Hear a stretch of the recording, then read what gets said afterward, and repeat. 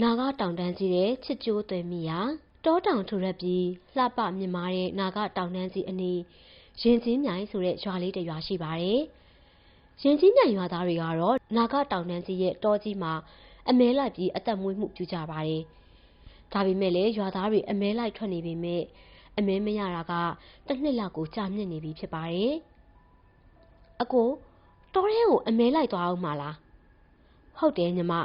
အကိုမနှက်စာစားပြီးရနဲ့တောထဲဝင်ဖို့စီစဉ်ထားတယ်။တောထဲမှာသားကောင်တွေကမရတာဘယ်လောက်ကြာနေပြီလဲအကိုရဲ့။ဘယ်ရောက်ကုန်မှန်းလည်းမသိပါဘူး။အိမ်မှာမွေးထားတဲ့ကြက်တွေစားလို့လည်းဖြစ်ပါတယ်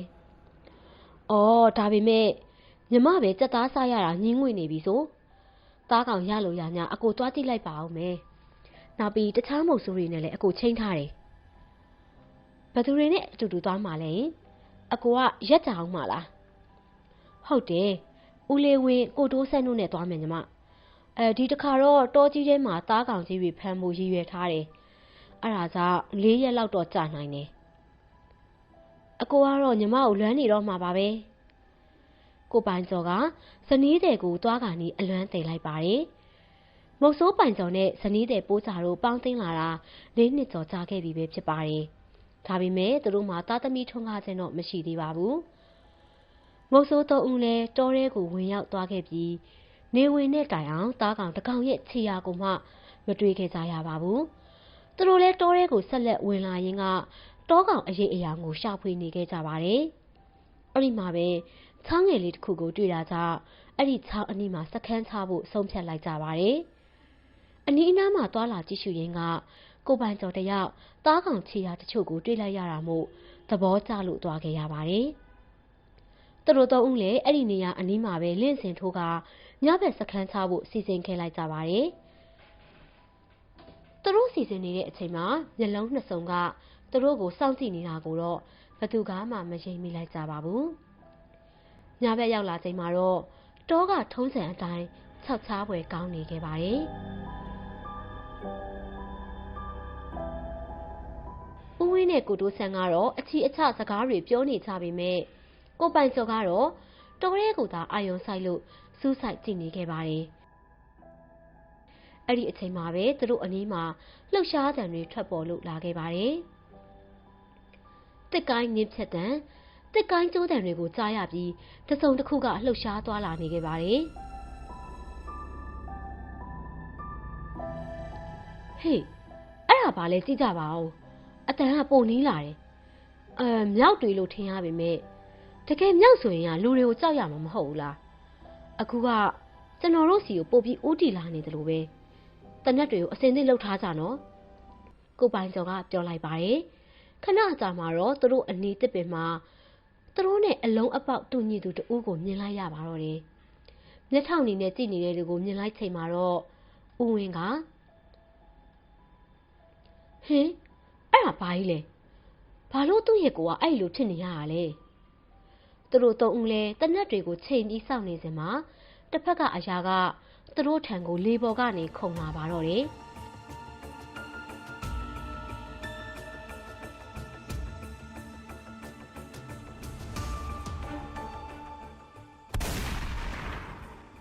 သူတို့လည်းတနက်တွေနဲ့ပြစ်လိုက်တဲ့အခါမှာတော့တစ်ဖက်ကအရာကမြေပေါ်ကိုကျသွားခဲ့ပြီးလူတစ်ယောက်ရဲ့အော်တန်လိုအော်တန်နဲ့ကြီးနဲ့ဒေါသတကြီးကျင့်နေခဲ့ပါတော့တယ်ခဏအကြာမှာတော့အဲ့ဒီအရာကထလာခဲ့ကသူတို့တွေတနက်နဲ့ချိန်ထားကြတဲ့လင့်စင်ရှိရာတစ်ပင်ကြီးပေါ်တက်လာခဲ့ပါတော့တယ်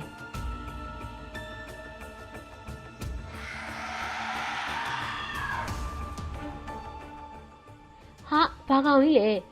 လူပုံစံနဲ့ကွာမြောက်လည်းမဟုတ်ဘူးတနက်တောင်မတိုးတဲ့အကောင်ပဲဦးဝင်းနဲ့ကိုတိုးဆန်းကစောက်လန့်တကြားဖြစ်နေတဲ့အချိန်ကိုပိုင်ကျော်ကတော့ဂါတာတပုတ်ကိုရွတ်ခါ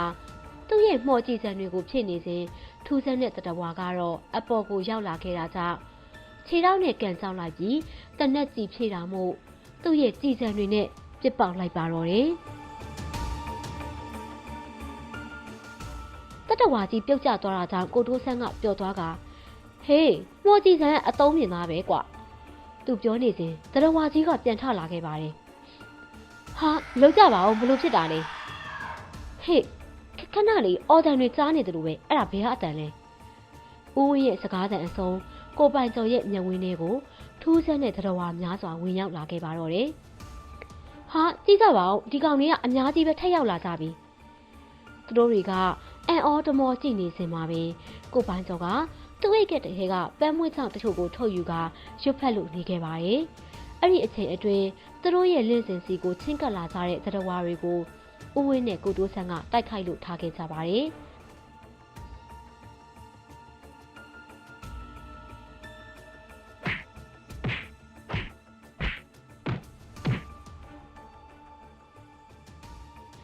တတဝါတွေတကောင်ကြီးတကောင်လင့်စင်အောက်ကိုပြုတ်ကျသွားခဲ့ပါတယ်။ကိုပိုင်ကျော်ရွတ်ဖက်ပြီးချိန်မှာတော့ပန်းပွင့်ချောက်တွေကနှတိကောင်တွေအဖြစ်ပြောင်းလဲလို့သွားပါတယ်။သွားဒီကောင်တွေကိုဖျက်ဆီးပစ်လိုက်ပါ။သူတို့ရဲ့ပင်မထိန်းချုပ်သူကိုတော့ခြံထားခဲ့။အဲဒီလိုနဲ့နှတိကောင်တွေကတတဝါတွေစီသွားရောက်တိုက်ခိုက်ရင်းကခဏအကြာမှာတော့တတဝါတွေအားလုံးပြောက်ွယ်သွားကအဖိုးအိုတယောက်ရဲ့ပုံရိပ်နဲ့အော်ဟစ်တံတွေကိုသာကြားလိုက်ရပါတော့တယ်။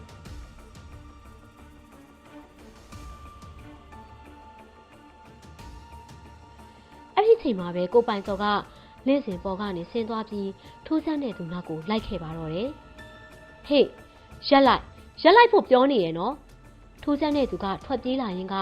ခလုတ်တိုက်လဲကျသွားတာကြောင့်ကိုပိုင်စော်လည်းမှီသွားခဲ့ပါတယ်။ဟေ့ရက်လိုက်နော်မရက်ရင်ပြစ်တက်လိုက်မယ်။ဟာမလုပ်ပါနဲ့ကျွန်တော်အရှုံးပေးပါတယ်။ကျွန်တော်မတက်ပါနဲ့နော်။ကိုပိုင်စော်ကသိနေရင်သူ့ရဲ့နှကြီးကောင်းတွေကိုပြန်သိမ်းဆဲနေစင်မှာပဲ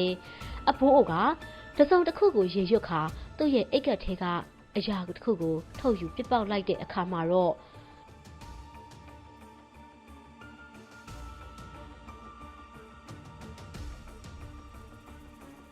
အဆောင်အဖွဲတွေနဲ့လှမ်းဆုံထားတဲ့ကျွဲတကောင်ကိုမြင်တွေ့လိုက်ရပါတော့တယ်။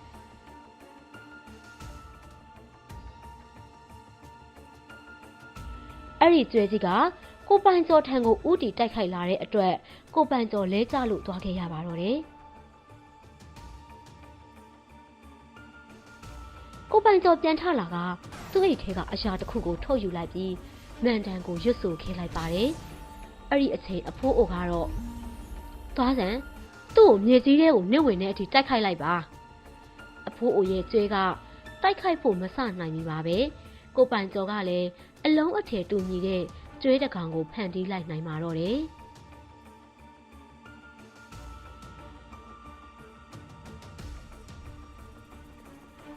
ကျွေးနှစ်ကောင်ရဲ့တိုက်ခိုက်မှုကပြင်းထန်လှသလိုပိုင်ရှင်နှစ်ဦးကလည်းဂါထာတွေကိုရွတ်ဖက်ခါထိန်ချုပ်နေခဲ့ပါတယ်။အတော်လေးကြာအောင်တိုက်ခိုက်နေပြီးချိန်မှာတော့ဂါထာရွတ်နေတဲ့အဖိုးအိုရဲ့မျက်ဝန်းကနေသွေးတွေစီးကျလာသလိုပါးစပ်ကလည်းသွေးတွေစီးကျလို့နေခဲ့ပါတယ်။ခဏအကြာမှာတော့အဖိုးအိုရဲ့ကျွေးကမြေပေါ်မှာလဲကျသွားသလိုအဖိုးအိုကလည်းနာကျင်မှုတွေနဲ့အတူလဲကျလို့သွားခဲ့ပါတော့တယ်။ဒီအချိန်မှာအဖိုးကိုအနီးမိန်းကလေးတူရောက်ရှိလာခဲ့ကမလုပ်ပါနဲ့ကျမအဖေကိုမတက်ပါနဲ့ရှင်တောင်းပန်ပါတယ်။ချောမောလှပတဲ့မိန်းကလေးကအဖိုးအိုကိုဆွဲထုကထိုင်စီလိုက်ပါတယ်။ကိုပိုင်စော်ကတော့မင်းကဘာတူလဲဒီအဖိုးကရောဘာလို့ကျွန်တော်တို့ကိုထိခိုက်အောင်လုပ်ရတာလဲကျမအဖေကသူ့မြေကိုကာကွယ်ရုံမှာပဲရှင်အဖေကဒီတော့အုပ်ထဲကတတဝါတွေကိုကာကွယ်ပေးထားပြီးဘသူကိုမှအမဲလိုက်ခွင့်မပေးရုံမှာတောင်းပန်ပါတယ်အကိုရဲ့အဖေရဲ့အသက်ကိုချမ်းသာပေးပါနော်တင်းရဲ့အဖေကကျုပ်ကိုထပ်ပြီးတစ္ဆာမဖောက်ပါဘူးလို့ကျုပ်ကဘလို့ယုံကြည်ရမှာလဲတားရဲ့ကျွန်တော်ကလည်းအသက်ကြီးပါပြီကျွန်တော်ရဲ့ဂုဏ်သိက္ခာကိုတိုင်တယ်ပြီးတင့်ကိုထပ်ပြီးနာကျင်အောင်မလုပ်ဘူးလို့ဂတိပေးပါတယ်တင့်ရဲ့အစွမ်းကိုလျှော့တွက်မိတာကျွန်တော်ရဲ့အမှားပါကောင်းပြီလေကျွန်တော်ခမ ्या ကိုနောက်တစ်ချိန်ယုံကြည်လိုက်မယ်နောက်ပြီးခမ ्या အမဲလိုက်တာကိုမနှစ်သက်တာဆိုရင်တော့ကျွန်တော်နောက်တစ်ချိန်ဒီကိုထပ်မလာတော့ပါဘူးကျွန်တော်တို့ရဲ့တောအုပ်မှာတောကောင်တွေကမရှိတော့ဘူးအဲ့ဒါကြောင့်အစာရည်စာလိုအပ်လို့ကျုပ်တို့လည်းထွက်လာခဲ့တာပါမင်းရဲ့စင်နာတတ်တဲ့စိတ်ထားကိုလေးစားပါတယ်ဒီတော့မင်းကိုအမဲလိုက်ခွင့်ပြုလိုက်ပါမယ်တခုလေးပါ